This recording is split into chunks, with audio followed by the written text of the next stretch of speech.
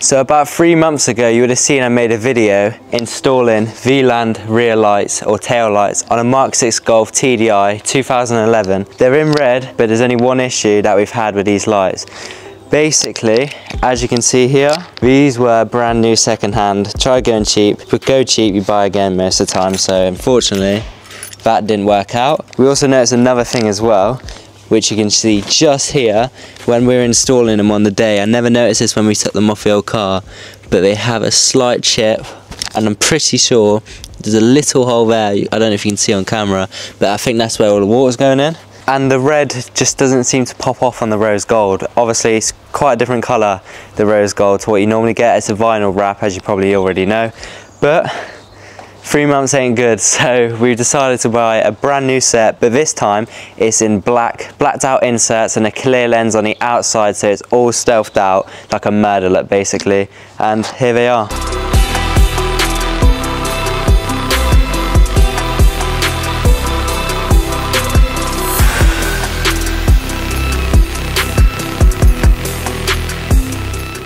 Hopefully they look good with the gloss black. So we've got gloss black here, gloss black on the wheels, and gloss black pretty much everywhere on the car. So we thought we might as well put some gloss black rear lights on as well, just so it matches with the rest of the car. So that's what we're going to be installing today. Without further ado, let's actually get on with it.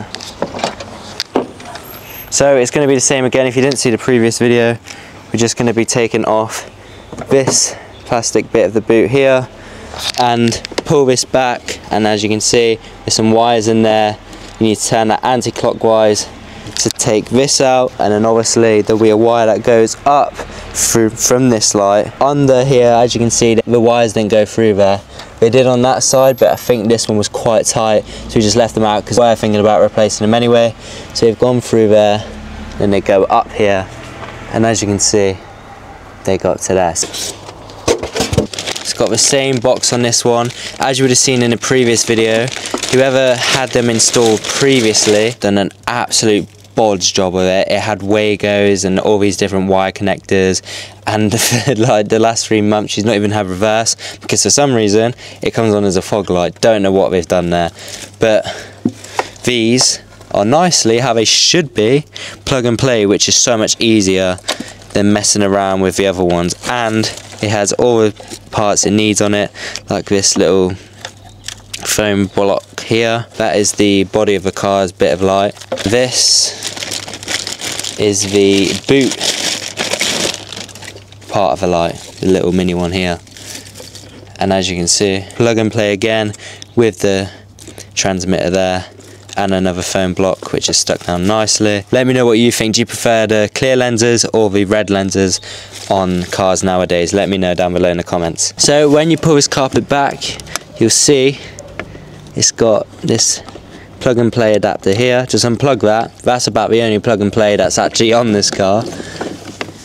And this one here. And now the transmitter is out of the way. As you can see here, it was just such a bodge. I don't know what the hell anyone was doing with this, but something was going wrong obviously. But now that's unplugged, we now release this anti-clockwise, and then the light should come out. Right, now that's out, make sure you keep this because you're going to need it. Grab the light and it should just pull out like that. So that's the light off the body of the car out. Now we can put that to one side. We just need to remove the one in the boot of the car, so let's get that removed now. This one's a bit more annoying and technical, but it should only take 2 minutes. So we need to remove this plastic trim here. You shouldn't need to remove this plastic bit here. You should only need to remove that because you'll be able to reach with your hands there, and then that way we can grab the wires which go up here. And you may have to remove this rubber bung here, whether you want to put the wires up or not, or just feed it behind through there like I've done there. But I'm going to do it through there again. Before we remove that, we've got to remove this top piece up here. So pull that down, because as you can see, it's got a little nut up there that we need to remove to be able to remove this. Pull this seal back, and as you can see, it's a bit more loose.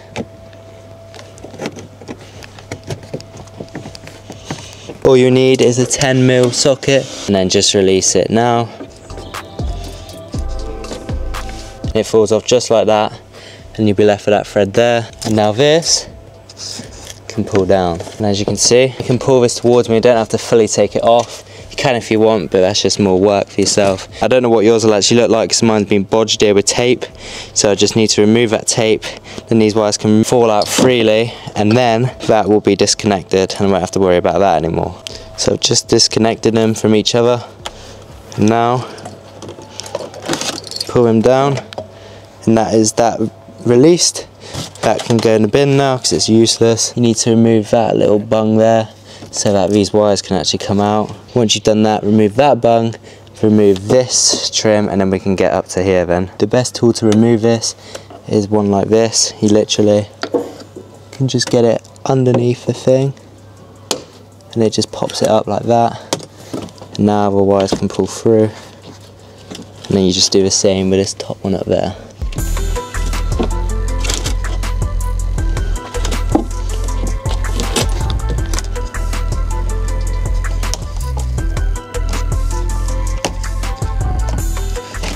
You can thread these wires under there, by the way, so they're more protected. Remove this, it should just pull straight down. So literally,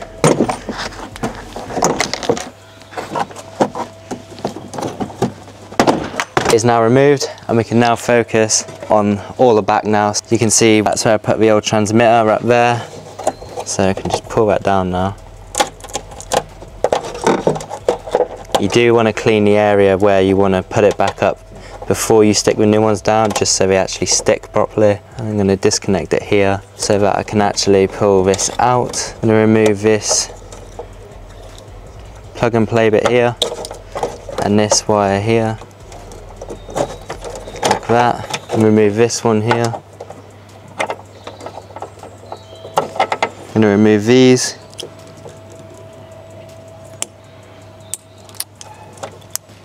And that, so that transmitter's removed, and then pull the wires through here like so. That's been cable tied on, so I'm going to cut that off in a second. So just cut the zip tie. Now that is removed.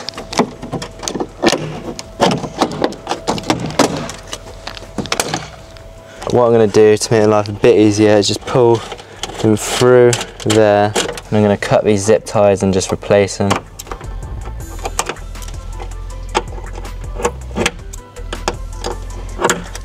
And now that is off. Unscrew these with an 8mm socket.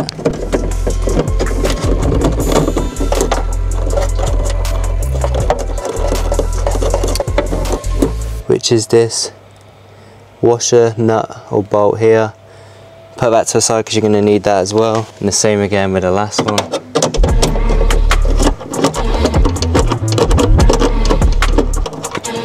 If you pull it down a bit, it should just pull out like that. Now your car should look something like this. If you're keeping up with us, you should be up to here at this stage. So now we can install the new backlights. This is what your new one should look like, how the old one should look like as well, but obviously not. And I'm just going to pop that in place now. Put the transmitter through the hole, same with the wires.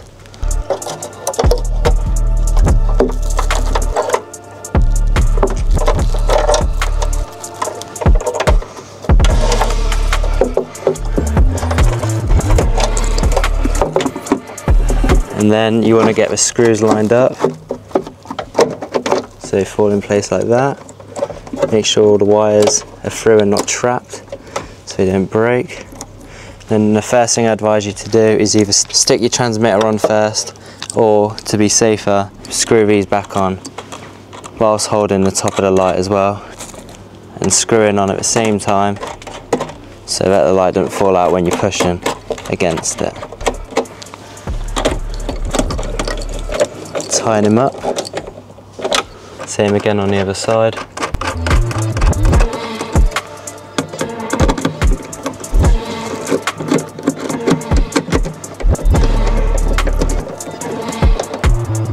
Get your transmitter, and you want to stick it up there. That's where I'm going to put it anyway. Make sure you clean the surface first.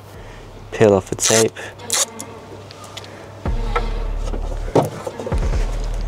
And stick it on, push down so it actually sticks.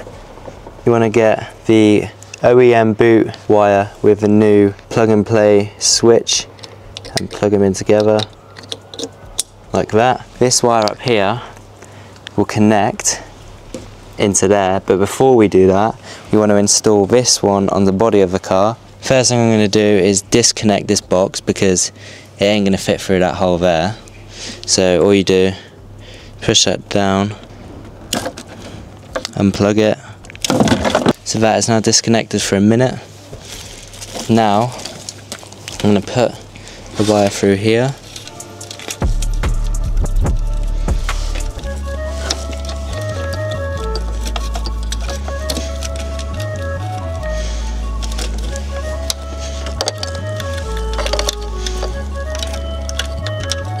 Another way you can do it is just by disconnecting that one there, a lot easier than what I just did. I didn't realise that at the time, but you can just disconnect that and then it'll be a lot easier. Pull your tape off or back so it doesn't go under.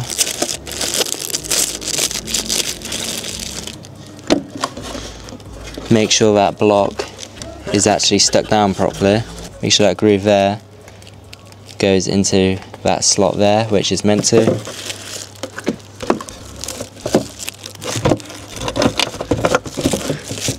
And it literally slots in like that. Now you just need to put this screw back in.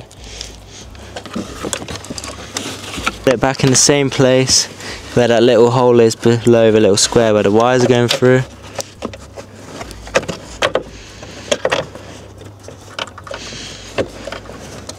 And then tighten it back up. Now that's screwed in, get the OEM wire with the new plug and play adapter and plug them in like that. Before I get this transmitter put on, because it's a bit weighty, I'm going to undo this wire, and then now I'm going to have to feed it through up here underneath so it comes out up there, and then I've got to put it through this rubber here and then up there until it reaches here. So I'm going to do that now. So literally put it behind this plastic here, and I've threaded it up till my other hand can reach it, which you can see behind here. Here's a bit of a struggle. And now pull it through. Pull it through the top there. Now you can reach it out. It's up to you. You can either go around it, which is going to be a lot quicker, or you try and feed it through there. Probably better to go through there, but they are very tight, which you can see there. Like, there's no room at all on that side. On the left side, the passenger side, there's a lot more room, but driver's side there's literally no room, so a lot of people do tend to avoid that. So go straight through there and then pull it straight out the other side until it goes tight. But before I carry on, I'm going to now connect this transmitter back up, so yellow and black to yellow and black, and green and black to green and black.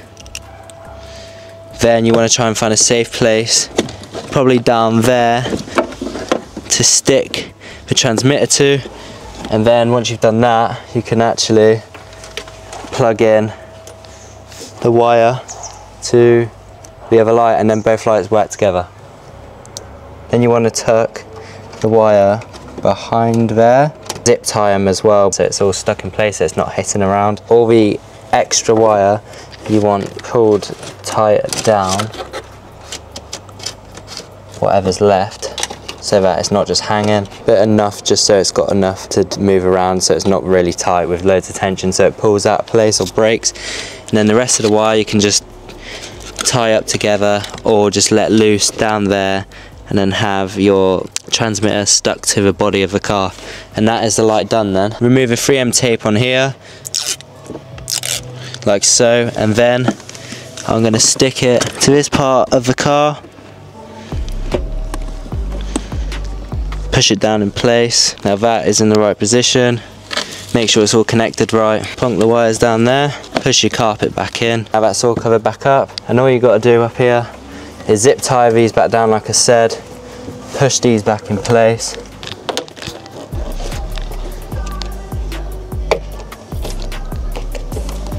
So now they're back in. I'm going to zip tie these up, put all the trims back on, and your light's ready to go, and I'll show you the before and after. So I'll be back with you once I've done all that.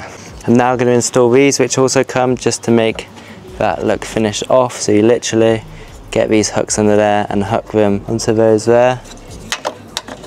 Literally make sure that's hooked around there as well, and then you push on like that. So that is now on, so it finishes the look of the lights off, like these down here.